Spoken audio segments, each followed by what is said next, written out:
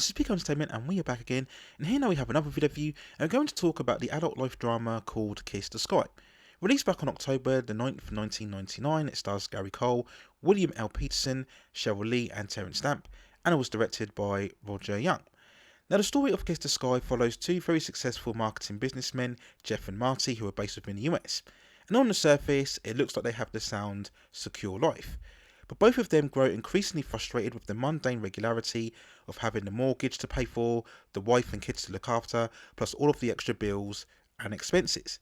They feel that their lives are just passing them by and they yearn for something more, and they start to question their overall purpose and where they are headed.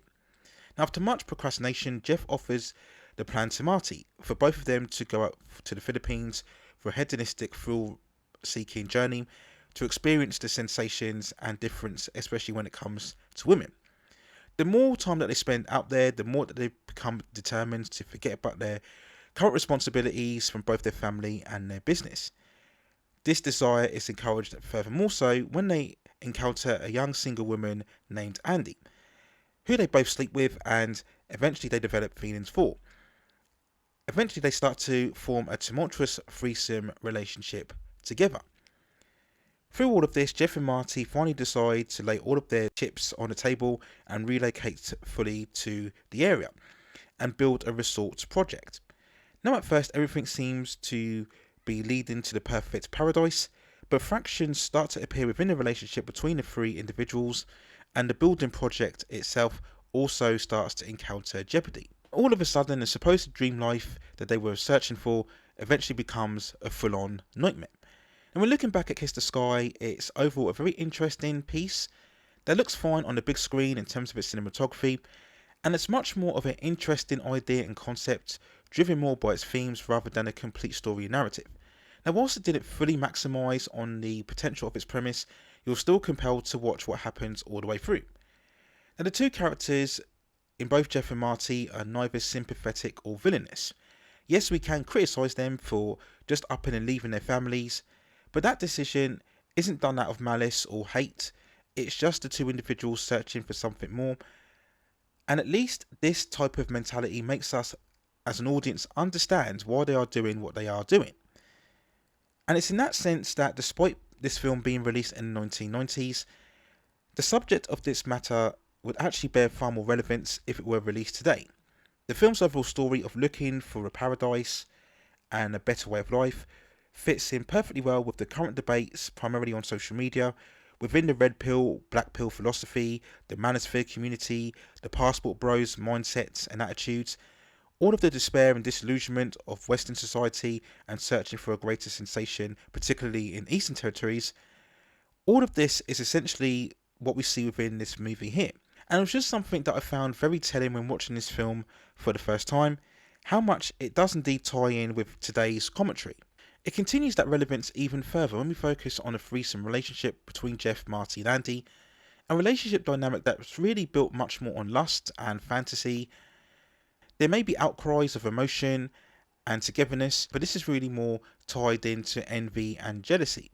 The whole nature of the relationship is typified in one of the best scenes of the movie, where we see the three of them together arguing over what both men and women demand and prioritise from each other.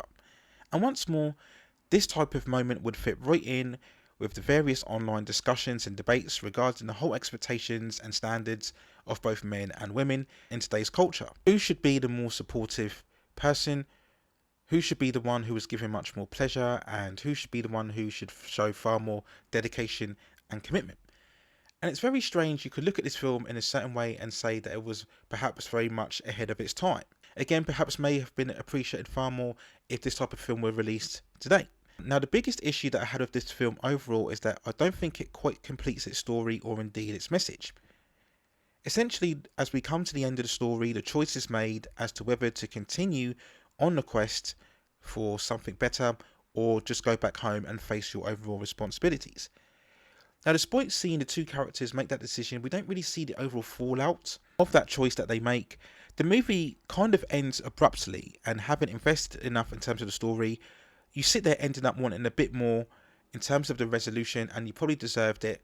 And I think the film would have been better off just having spent perhaps 5 to 10 minutes more just to round off exactly what would happen to these overall characters, and make some sort of point about the whole endeavour to find something new, find something fresh, find something different, and the consequences that can come from that if you don't indeed attain the goal that you were looking for.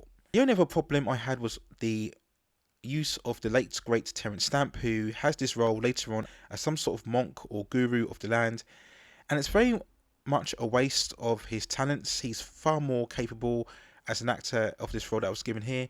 It's played slightly for comic relief, but this character doesn't really have much more impact in terms of the story or where the characters are heading, and he could have really exited the film halfway through. Now, Kiss the Sky, on its release and afterwards, it's really been one of those forgotten entries. Maybe the lack of a big movie star didn't really increase its chances of gaining any traction within the current audience.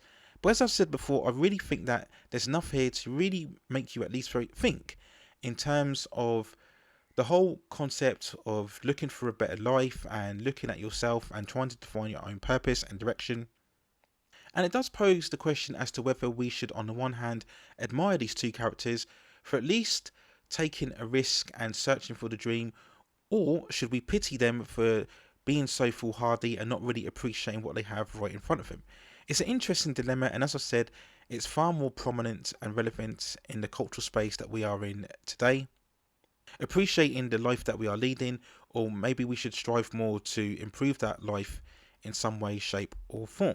Overall, I still recommend Kiss the Sky is a good watch. Again, very thought-provoking, much more so in terms of the purpose of life and also the relationships between the man and the woman. And I think on a first-time watch, you would find enough thought-provoking material here for a solid, if not completely fulfilling drama. So there's my other thoughts and feelings when looking back at the film Kiss the Sky. Let me know what you think in the comments below. And if you have any other further movies, television series, or any other topics within the pop entertainment and culture scene that you'd like to see me cover within the channel, then also let me know in the comments, and I will see if I can provide further commentary for you on that subject matter within the future. Please also hit like the subscription and notification buttons so I can provide you with more quality content like this in the future. But that's it for now. Take care of yourselves, and I will see you very, very soon.